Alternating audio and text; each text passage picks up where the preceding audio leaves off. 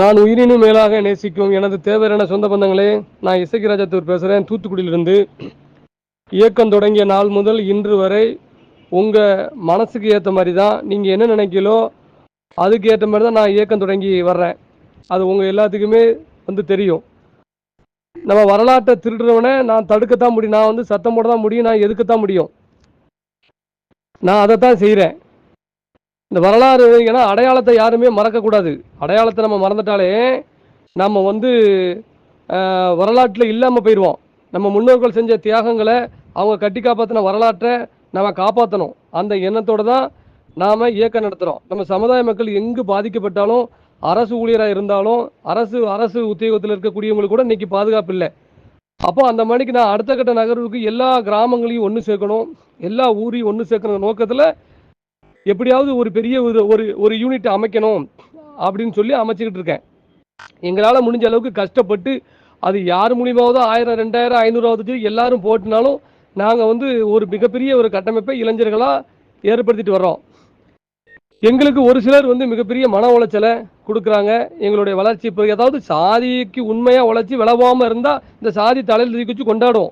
அதில் மாட்டுக்கிறது இல்லை எல்லாத்தையும்.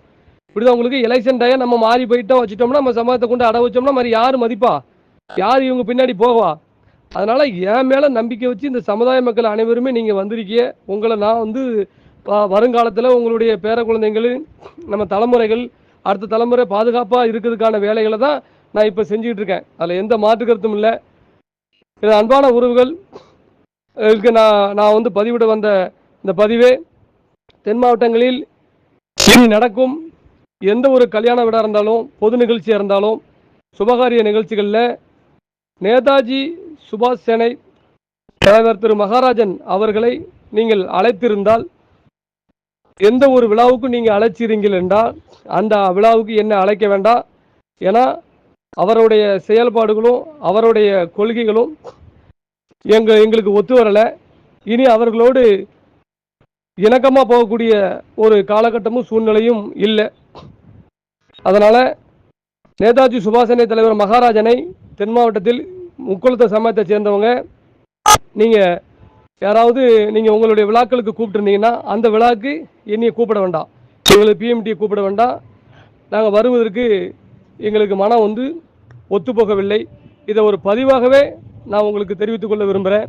அதனால தான் இந்த பதிவுனா ஒட்டுமொத்த தேவமாக இருக்கும். நான் இதை ஒரு பதிவாக வாட்ஸ்அப் தளங்கள் வாயிலாக வெளியிடுகிறேன். என் மீது நம்பிக்கையும் பாசமும் என் மேலே என்னை நம்புனீங்கன்னா இந்த சமுதாயம் எனக்கு ஆதரவு கொடுங்க. அதில் எந்த மாற்று கருத்து இல்லை. என் மேலே நம்பிக்கை இல்லைனாலும் நீங்கள் ஆதரவு கொடுக்க வேண்டாம். ஆனால் இனி அவர் சம்பந்தப்பட்ட அவருடைய புகைப்படத்தையோ அவருடைய பெயரையோ நீங்கள் பத்திரிகையில் பதிவிட்டீங்கன்னா அந்த விழாவுக்கு தயவுசெய்து எங்களை என்னை கூப்பிட வேண்டாம் அப்படின்னு சொல்லி மிகவும் தாழ்மையோடு நான் கேட்டுக்கொள்கிறேன். நன்றி என் உறவுகளே.